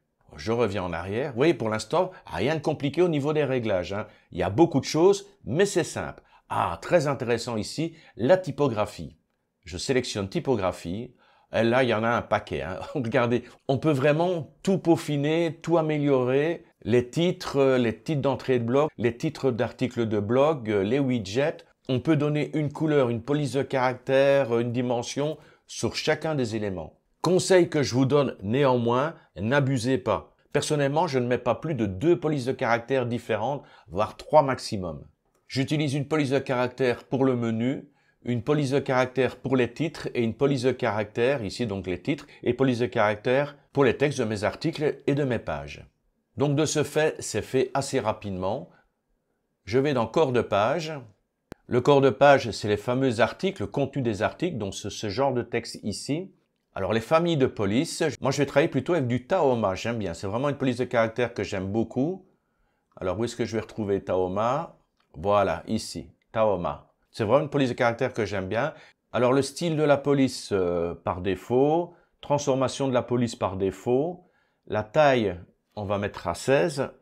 Voilà, automatiquement le texte s'est agrandi, il est passé à 16. Il est beaucoup plus lisible de cette manière. On peut également modifier la hauteur de ligne ici, regardez. Hop, un 7, un 7 c'est pas mal. Et autre élément que j'aime bien changer, c'est la couleur de la police de caractère.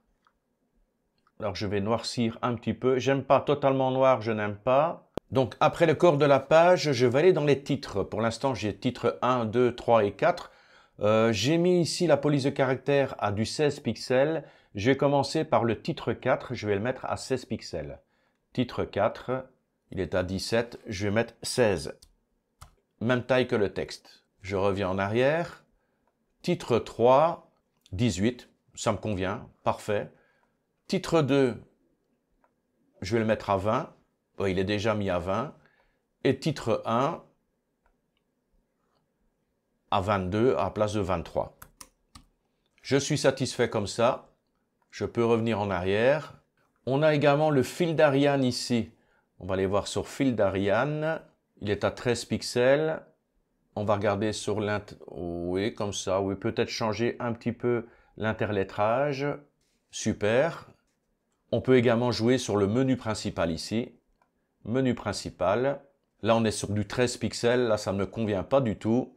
On passe à du 20 pixels. Super. Police de caractère. Arial. On essaie plusieurs. Hein. Arial Black. Non, j'aime pas.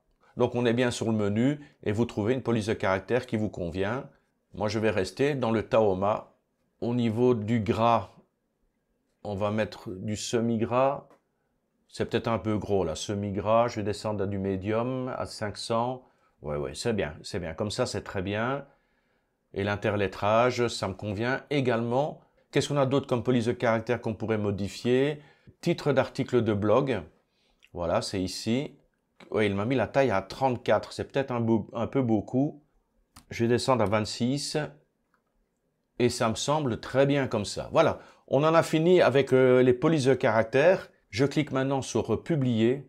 Voilà, pour que tout ce que j'ai changé maintenant soit pris en compte. Ça veut dire que dès que je vais créer n'importe quel article, automatiquement, il va me reprendre les mêmes polices de caractère, les mêmes lettrages, les mêmes couleurs. Si par la suite vous dites, bah, tiens, je n'aime plus trop, là je voudrais bien changer la couleur de mes textes, rendre la couleur un peu plus sombre, mais il suffira de revenir tout simplement dans les polices de caractère, de revenir dans corps de page, d'aller dans les couleurs de la police, et par exemple de sélectionner la couleur noire.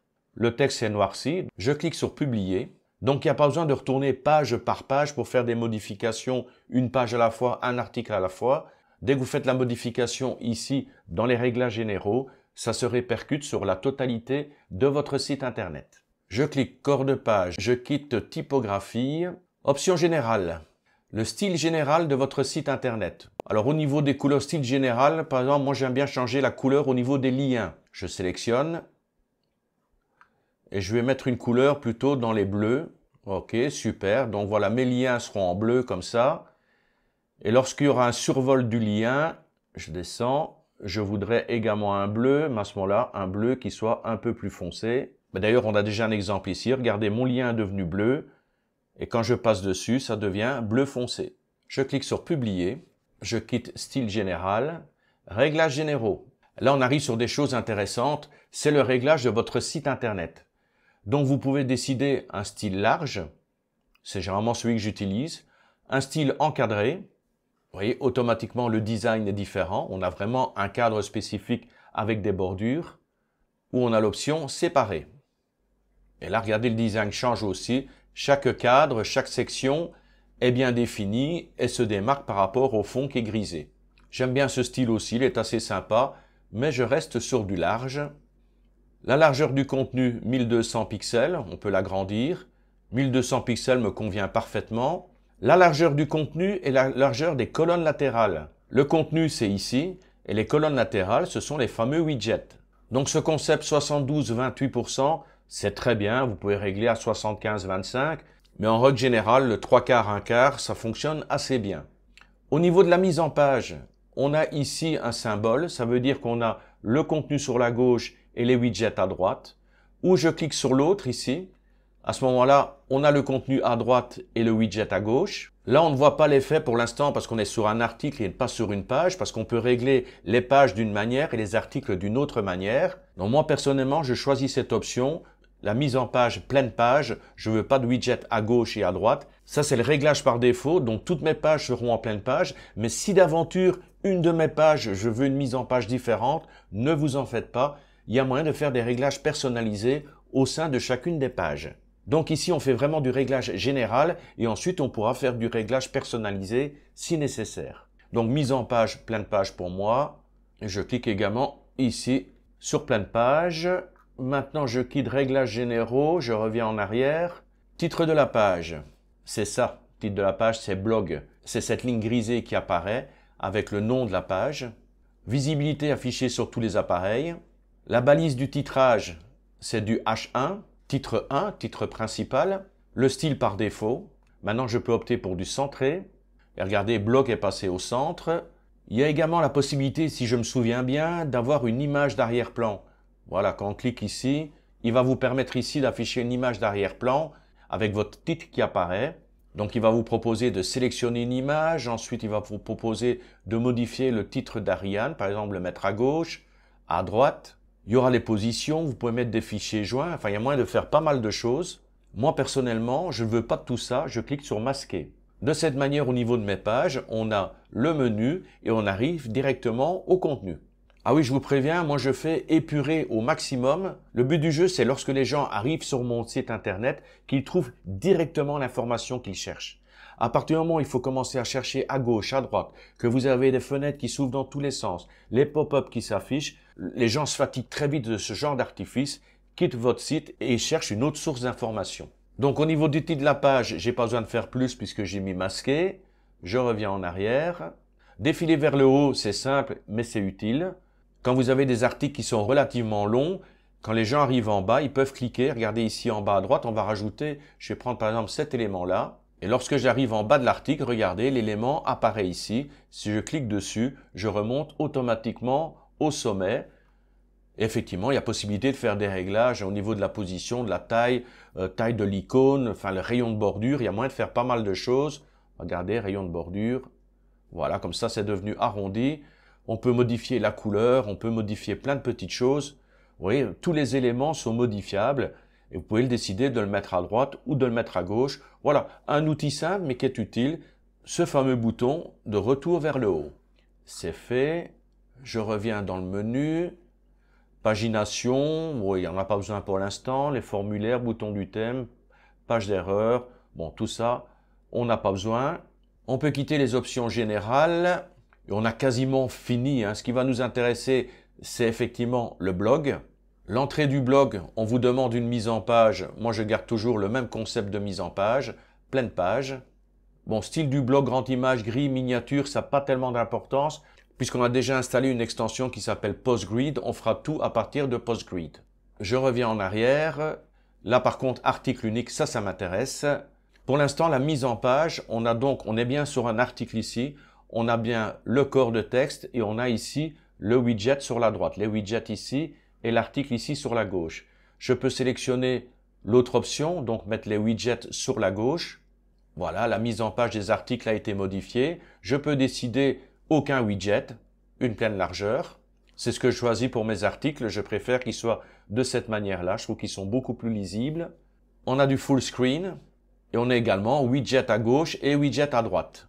Là, j'aime pas du tout. Déjà, j'aime pas les widgets à gauche ou à droite. Mais alors, quand on a des widgets à gauche et à droite, c'est pas trop mon truc. Moi, je suis toujours sur la pleine largeur. Par contre, la chose très importante que j'ai modifiée, c'est la balise de titrage. Je préfère que cette balise de titrage soit en H1. Voilà. mon titre, le titre de mon article, c'est le titre 1. Rappelez-vous, pour chaque page, pour chaque article, vous devez avoir un titre 1. Ça, il va falloir que je le vire parce qu'on ne peut pas avoir deux titres 1 dans un même article ou sur une même page. Donc ça, le titre 1, là, je vais le virer. Et par la suite, pour le reste de mon article, donc on aura le titre principal qui est un H1. Et pour le reste, ce sera des titres 2, titre 3, titre 4. On peut également proposer d'avoir l'image mise en avant dans l'entête de page. Ça sert à rien parce qu'automatiquement, vous avez l'image en double. Vous voyez, on se retrouve automatiquement avec le titre bloc qui apparaît, avec tous ces onglets, ça m'intéresse vraiment pas. Mais si vraiment vous voulez garder ce style, vous pouvez également modifier ici, on a bloc qui est écrit, mais on peut décider que c'est plutôt le titre de l'article qui doit apparaître. On peut le mettre sur la gauche, centré, à droite, en haut centré, centré, centré. Ça c'est au niveau de l'image.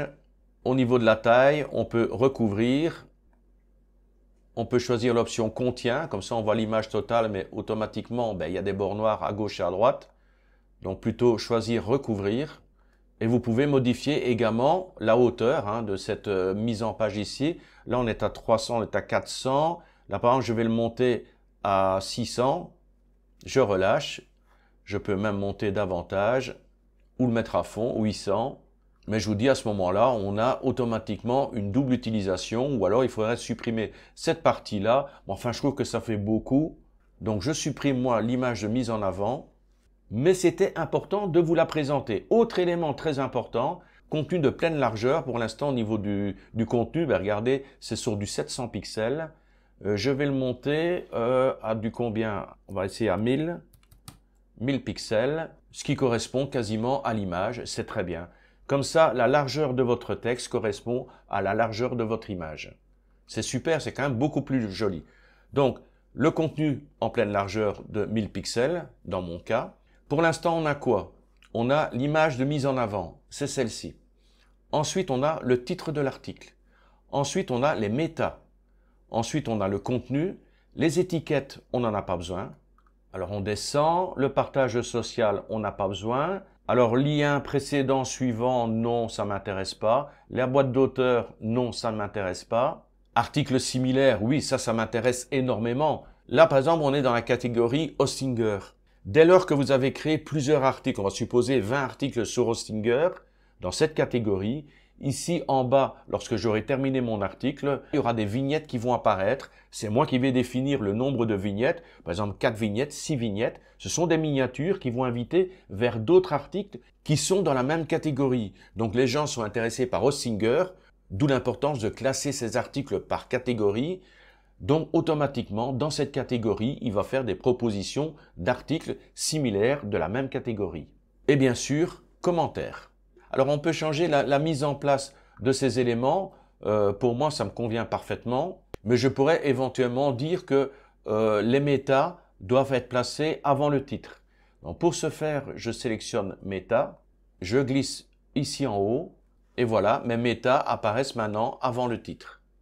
Alors ces fameux métas, c'est quoi? Ils sont juste ici. Regardez, il y a une colonne spéciale pour méta.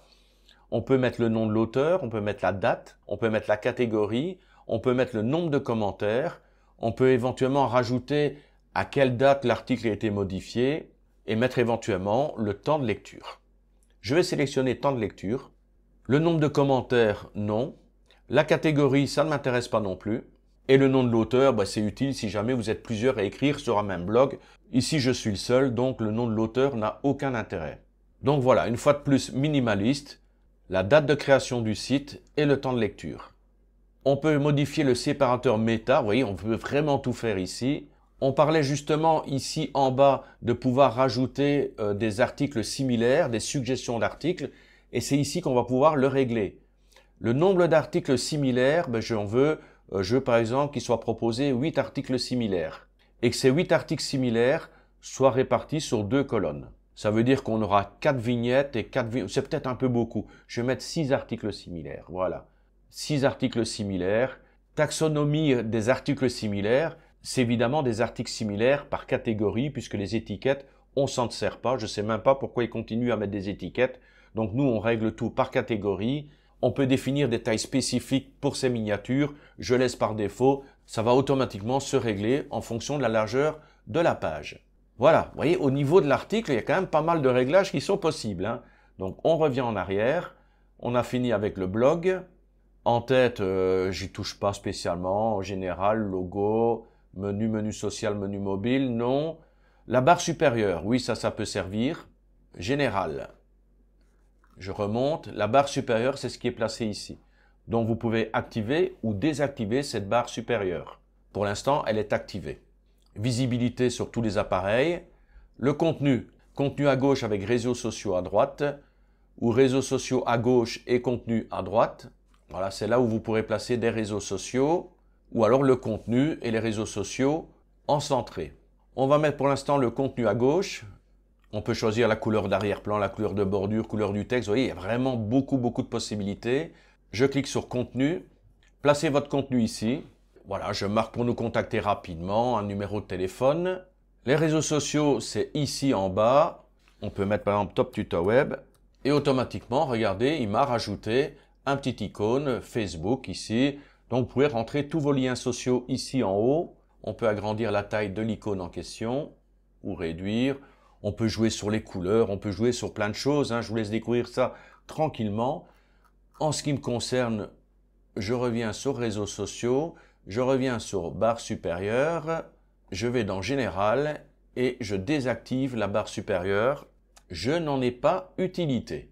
On revient, barre supérieure, widget, bas du pied de page, colonne latérale, JSS, non. Voilà, on a fini avec la mise en page sommaire, hein, vraiment les débuts, les balbutiements d'une mise en page. On va aller beaucoup plus loin avec les extensions qu'on a rajoutées. N'oubliez pas de cliquer sur publier. Et l'étape suivante pour moi, ça va être de rentrer un petit peu de contenu et je vous retrouverai ensuite. Alors, avant de nous occuper de la rédaction des articles qui vont nous permettre de faire la promotion de notre site et de placer nos liens d'affiliation, on va s'occuper un petit peu de ce fameux menu qui est ici là-haut. On va lui donner un look un peu plus attractif et je vais en profiter pour ma part pour rajouter un lien d'affiliation. Donc pour l'instant, on en a fini avec toute la personnalisation ici. Je clique sur la petite croix et je ferme ça. Nous sommes de retour sur l'article. Je vais sur Top Tuto Web et je clique ici à gauche sur Tableau de bord. Alors pour ce menu, je vais utiliser Elementor Header and Footer. C'est une extension qu'on a rajoutée.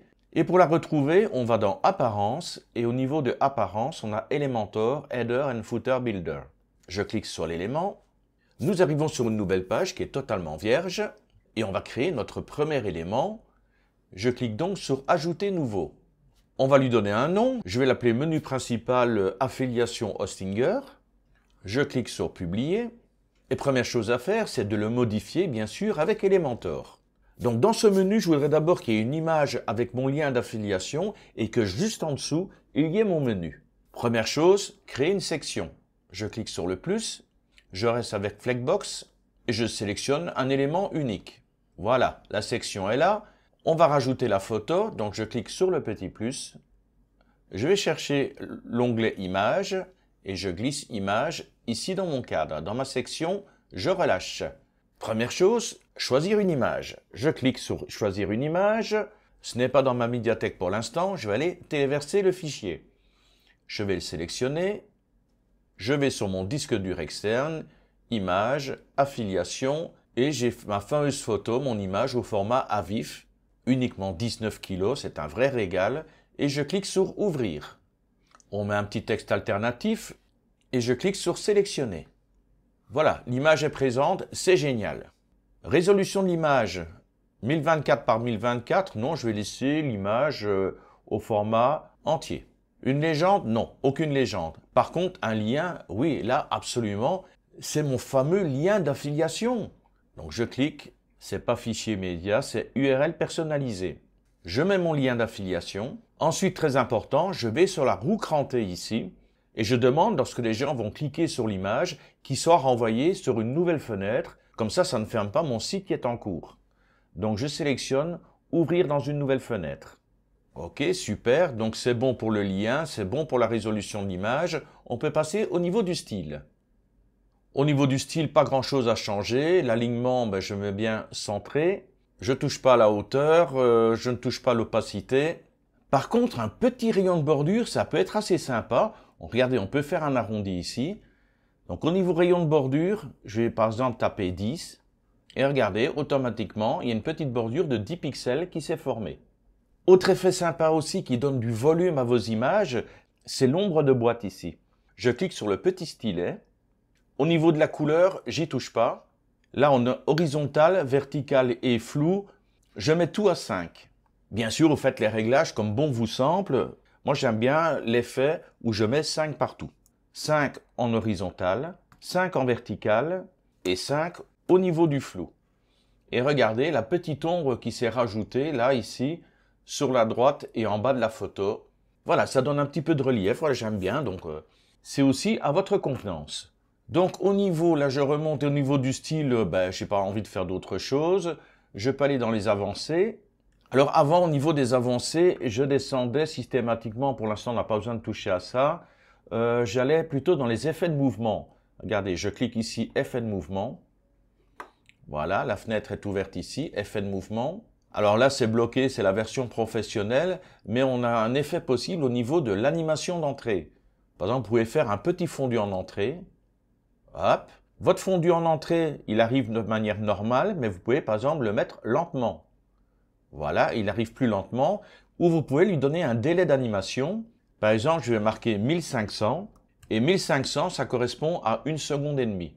Donc, vous voyez, l'effet d'animation est un peu plus lent, le fondu est moins rapide. Mais vous avez beaucoup d'autres effets. Là, je vous ai montré le fondu. On a le principe aussi de zoom, à gauche, à droite. Regardez, hop. On a également des effets bounce. Je vais le remettre en mode normal. On a des effets sliding. Et puis, je vous laisse découvrir, regardez, rotation. Et puis ici, il y a plein d'effets disponibles. Moi, personnellement, au niveau des effets, je n'en mets aucun. Voilà, je suis vraiment dans la sobriété. Quand les gens viennent sur mon site, je ne veux pas qu'ils soient distraits. Je veux qu'ils trouvent directement les informations qu'ils cherchent. Et je me dis aussi que moins je mets d'effets et plus mon site sera rapide. Donc voilà, j'ai mis mon image d'affiliation. Maintenant, je vais placer le menu. Pour ce faire, je vais cliquer sur les 9 petits points ici, ce qui va me permettre de revenir à tous les outils. Et pour rajouter un menu, malheureusement, ce n'est pas dans les outils basiques. C'est pour ça qu'il faut rajouter Elementor Header and Footer Builder. Regardez, on descend tout en bas. Voilà, on est sur Elementor Header and Footer Builder. Et il a rajouté des outils. Et entre autres, dans les outils, il a rajouté le menu de navigation. Je sélectionne le menu de navigation et je vais le glisser juste en dessous. Regardez, j'ai une petite barre qui apparaît de couleur. Je relâche. Le menu va se placer juste en dessous. On va faire des petits réglages au niveau du menu. On a bien au niveau du contenu, on a menu. Regardez, menu numéro 1, rappelez-vous quand on a créé le menu, on a créé le menu numéro 1. C'est le seul qu'on a pour l'instant, mais si on avait créé d'autres menus, menu 2, menu en anglais, menu espagnol, en cliquant sur la petite flèche, on aurait tous les menus qui s'afficheraient et on pourrait sélectionner le menu qu'on désire. Donc niveau menu, on a juste le menu 1, on n'a pas besoin de se prendre la tête. Maintenant, la mise en page, là, il y a des choses intéressantes. Déjà, au niveau de l'alignement, pour l'instant, on est sur la gauche. On peut choisir une option au centre, on peut choisir sur la droite, ou on peut choisir également l'option justifier. Voilà, comme ça prend toute la largeur du site, mais pour moi, c'est un peu espacé. Donc, je vais prendre centré. Là, on a des possibilités d'aménager des sous-menus, mais on n'a pas de sous-menu, donc ça ne nous intéresse pas. Donc, au niveau de la mise en page, on n'a rien d'autre à faire. On peut fermer et on va aller dans le style. Là aussi, dans le style, c'est intéressant. Déjà ici, vous avez effet au survol du lien. Regardez, quand je passe ici, on a simplement un changement de couleur. On va pouvoir changer ses couleurs parce que passer du noir au vert vif comme ça, c'est pas trop mon truc. Mais on peut également avoir un petit effet de lien. Pour l'instant, il n'y a aucun. Je clique et je pourrais par exemple dire souligner. Donc, on aura une animation soulignée et cette animation, on pourra choisir également qu'elle arrive en fondu, qu'elle arrive en slide, en grow. Par exemple, je vais sélectionner grow. Donc, souligner grow. Et quand j'arrive sur le menu, voilà, on a ce petit effet souligné en grow ou ça pourrait être souligné en drop out. Voilà, l'effet est légèrement différent. Maintenant, on a souligné, mais on pourra avoir surligné, double ligne, on pourra avoir par exemple encadré. Là, on a l'encadré avec une animation de fondu. Je vais prendre par exemple encadré avec du draw. On va voir tout de suite ce que ça donne. Et voilà, on a un petit cadre qui se fait autour du lien. Je vous laisse découvrir tout ça, mais vous voyez, il y a vraiment des possibilités de mise en page incroyables. Alors moi, au niveau du survol de lien, je n'en mets aucun. Ah oui, je vous ai dit dans la simplicité. Par contre, là, au niveau des couleurs, je voudrais modifier un petit peu. Alors, on pourrait changer évidemment la typographie. Si par exemple, on estime que le menu n'est pas assez visible, mais bon, pour moi, on l'a déjà créé tout à l'heure lorsqu'on a travaillé sur les typographies. Donc, je n'y touche plus à ce niveau-là. Mais vous voyez, il y a encore moyen de modifier les typographies si jamais vous le désirez. Et on a ici la possibilité de modifier la couleur lorsqu'il est en mode normal, lorsque le lien est en survol ou lorsque le lien est actif. Donc pour l'instant, au niveau normal, on a une couleur un petit peu grisée. Je vais peut-être éclaircir légèrement. Voilà, je vais mettre une couleur un peu plus claire. C'est un noir mais un peu plus grisé. Maintenant, lorsqu'on est au niveau du survol, je vire le vert et je vais mettre un noir un peu plus intense. Et lorsque c'est actif, je vais également le mettre dans la même couleur noire. On vérifie ce que ça donne. En normal, je survole, ça c'est assombri. Et lorsque le lien sera actif, effectivement, à ce moment-là, il gardera cette couleur sombre. Mais ça fait quand même un petit peu mortuaire, hein. Alors je vais mettre des couleurs que j'aime bien. Le bleu. Au survol, plutôt que d'avoir du noir, je vais aller sur les bleus. Donc un petit bleu clair.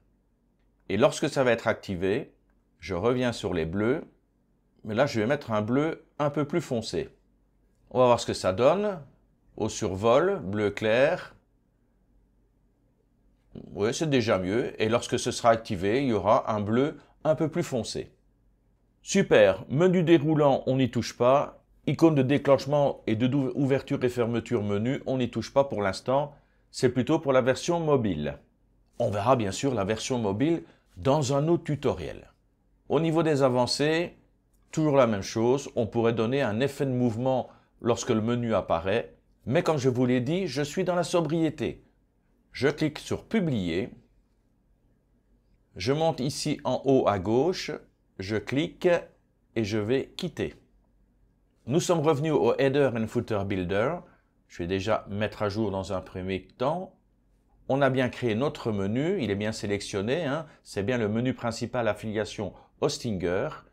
Maintenant, quel type de modèle? On va sélectionner une option et je veux que ce soit une en-tête. Au niveau de l'en-tête, où est-ce que j'ai envie que ce soit affiché? Je sélectionne, je veux que ce soit affiché sur tout le site. Mais voyez, on peut faire des en-têtes spécifiques, par exemple pour une page 404. Pour une page d'accueil, on va avoir un menu spécifique pour la page d'accueil et avoir d'autres en tête ensuite pour les pages suivantes. Mais je suis dans la simplicité, je fais tout le site. Et je clique maintenant sur Mettre à jour. toptutorweb.com.